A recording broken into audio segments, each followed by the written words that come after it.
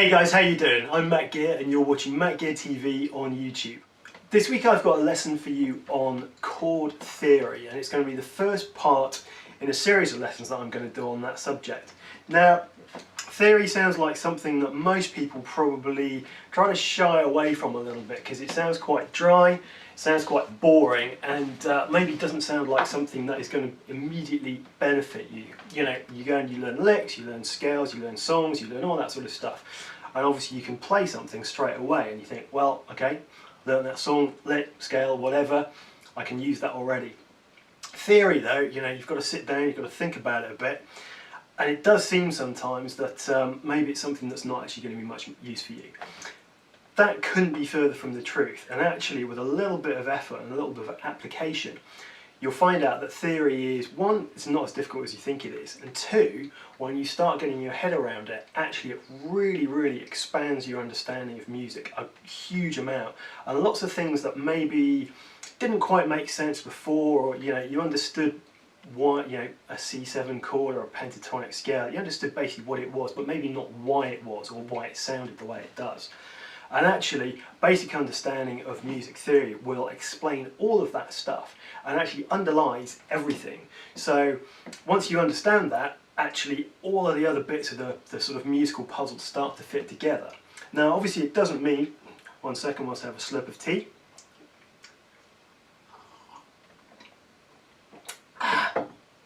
Whilst it doesn't mean if you learn music theory, so all of a sudden you're going to be an amazing shredder or able to sweep or jam fantastic blues or become a great songwriter, because obviously you still need to practice all that practical stuff.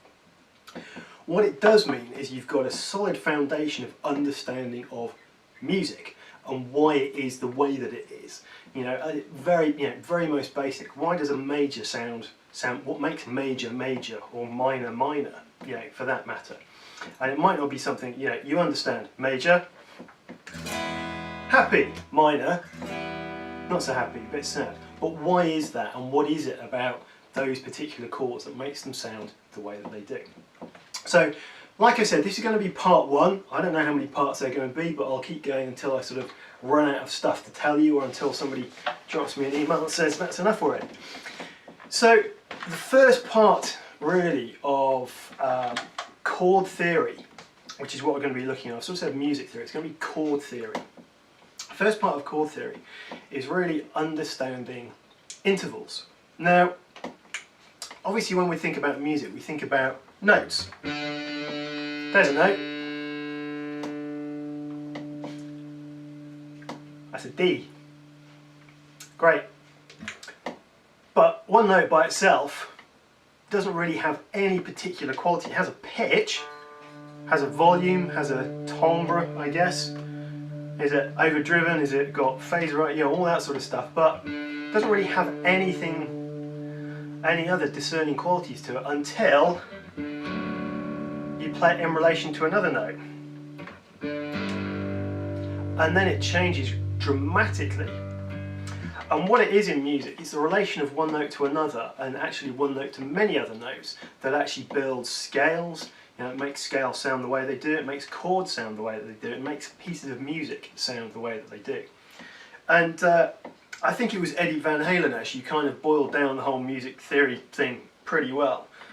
He basically said, there's only 12 notes, what's your problem? Get on with it. And it's true, whether you're Beethoven or whether you're Yngwie Malmsteen, you know, that's what you've got to work from. You've got the same kit of parts. It's what you do with that kit of parts that determines the sort of music, the way it's going to sound. Whether it's going to sound like a, you know, a Bach cantata or whatever, or whether it's going to sound like a piece of death metal or a blues song or a pop song or jazz or whatever. And intervals are the building blocks of all of that stuff. So there's two ways to look at intervals. You can either look at them harmonically, which means you're playing two notes or more notes together at the same time, like this. I'm going to turn the gain down a little bit actually. So there you go, that's two notes together, and that's a harmonic interval. Or you can play them melodically, so one after the other.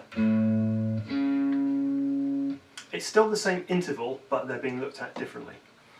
Now, what we're going to use to explain all of these intervals, and sort of is the bedrock of Western music, is the major scale, and it should be familiar with all of you. Just as a recap for you and a very quick lesson for those of you who aren't aware of it, it sounds like this, and this is in A. This is A major.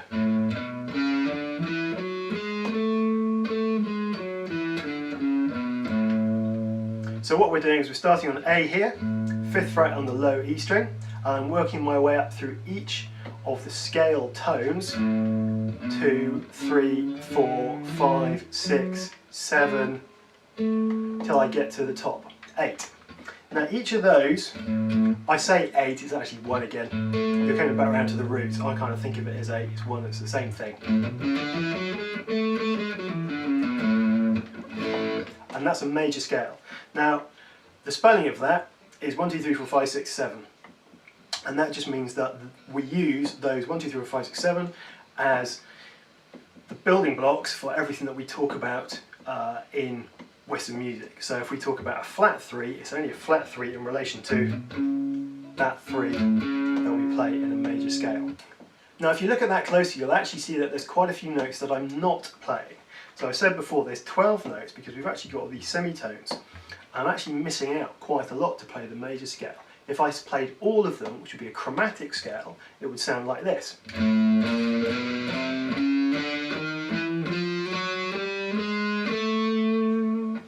So that's every single semitone between A here and A here. Now those are what we're going to use to create the intervals, okay? And so starting, you can start anywhere you want. An interval is an interval, whether you're starting on an A or a C or E or whatever. What you're doing is you're using that bottom note and you're going to count up semitones from there to wherever the next note is. And depending on the number of semitones between those two notes, that's your interval. And it will have a particular characteristic to it that no other interval will have. Okay? And I'm going to go through each one of these in turn so you can hear the difference between each of the intervals. Okay? So we're starting in A. It's quite easy playing in A just to demonstrate on because we've got an A here and an A on the next open string. So I'm playing starting on 5th fret on the low E string.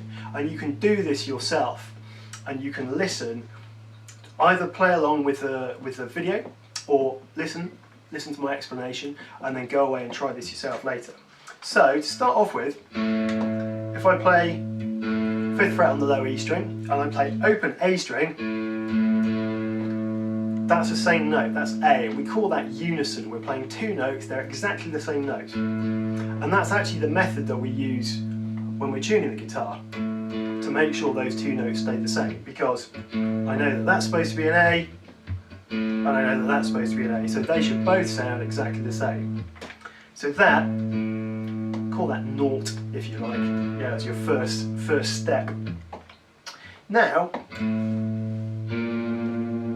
the next, if I move that second note up one semitone to here, so I'm playing a B flat, playing an A here, B flat here, it's a little bit of a stretch but with a little finger, an index finger there, you get this.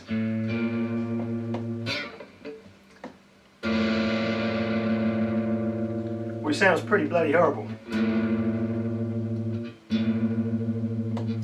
So that's an interval, and that is a flat 2 or a minor second. And it sounds pretty horrible. Compared to that sounds static, sounds at rest. This, very tense, quite unpleasant. And we describe that in music as dissonance. Things in music generally have a quality, it's either consonance or dissonance. Consonance is everything's nice, everything sounds safe and at home, no tension really at all, everything's cool and groovy. Dissonance, that's not cool and groovy at all, that's quite unpleasant. And we say that is dissonance. And there's different levels of each of those things. But you'll hear different qualities now as we work our way up the scale. And what I'm going to do, I'm still basing this in A with a root note there, but I'm going to play each of the semitones up along with that A so you can hear what they sound like. So we've had unison, we've had flat second, That's a major second, and you can hear there's still some dissonance on that, but not as much as that. So, minor second, major second, minor third. Now, there's some dissonance, but it sounds a lot more stable than either of the second intervals. Next up is major third. And that actually sounds quite nice. And you'd say that that's a happy sounding interval compared to the minor third, which you'd say is probably quite sad sounding. So there's a major third. Next up is the fourth, and that's called a perfect fourth. So 1, 2, 3, 4. And if you want to remember that, that's the first couple of notes of London's Birding. Okay, then next up is flat fifth.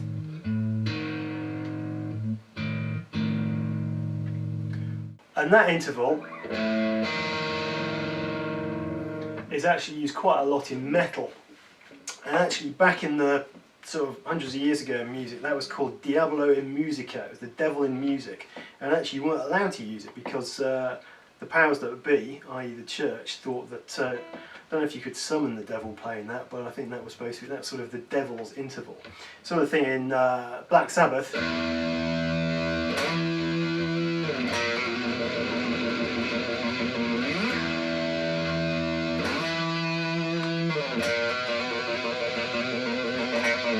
that sort of thing. So you've got a real tension there. It's quite a cool sounding interval, but something that you lean on and then move away from into the rest of the music. So going back to A, so there's our flat 5, there's our perfect fifth. Don't worry too much about flat, perfect, all that sort of stuff. Yeah, what that means. Just for now, get to know what the names of the intervals are.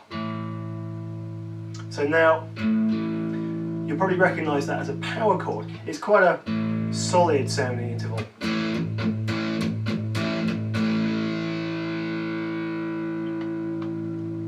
Next up is a minor sixth.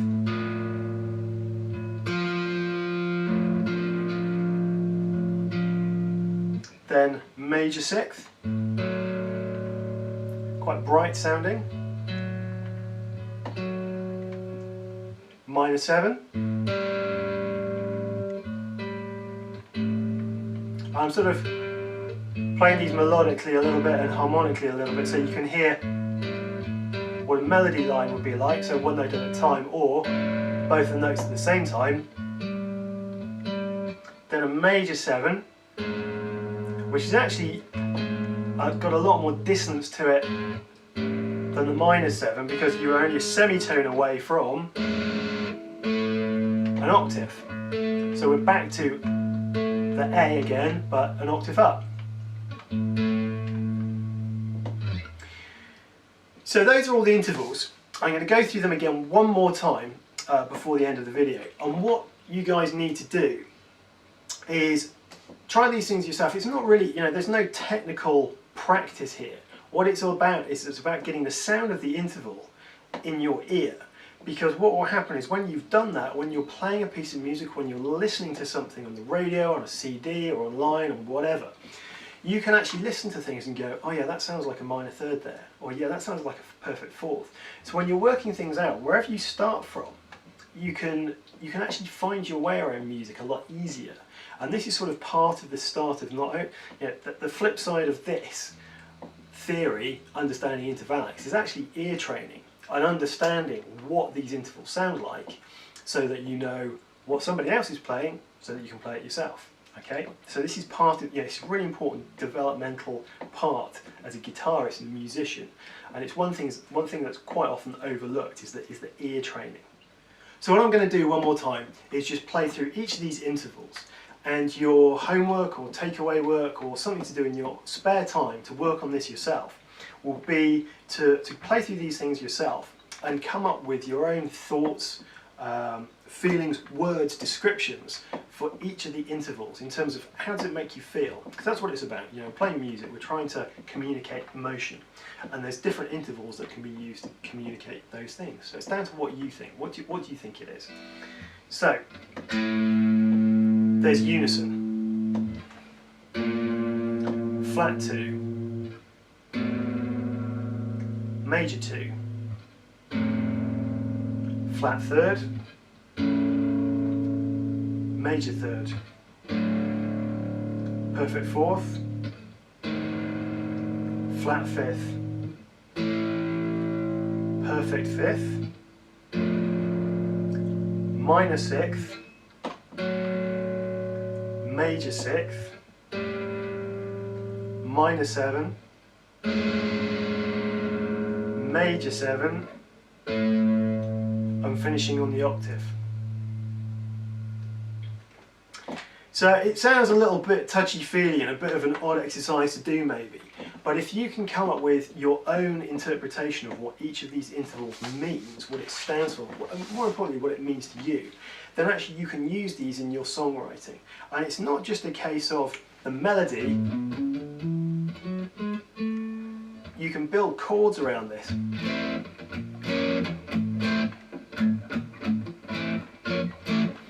And actually that'll really help you with your songwriting as well.